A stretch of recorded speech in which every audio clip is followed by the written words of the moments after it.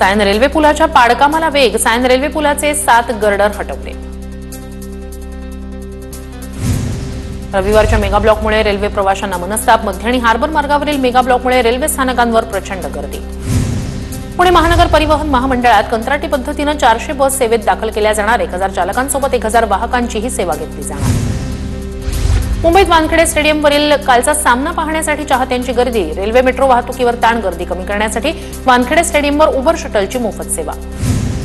मुंबई विमानतळावरील धावपट्टी 8 मे रोजी सकाळी 11 ते संध्याकाळी 5 वाजेपर्यंत बंद राहणार, पावसाळ्यापूर्वी देखभाल दुरुस्तीची कामे हाती घेतली जाणार।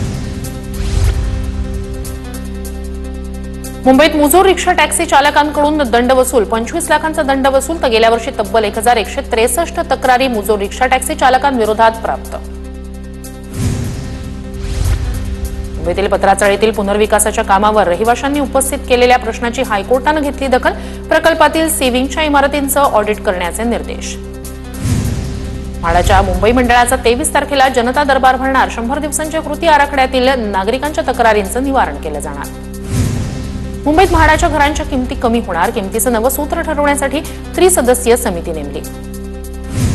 मुलुंडमध्ये लवकरच एक पक्षीगृह उभारण्यात येणार, 18 दुर्मिळ प्रजातींसह 206 प्रजातींचे पक्षी उद्यानात ठेवले जाणार, पक्षी उद्यानासाठी आरक्षण बदलाची प्रक्रिया पूर्ण।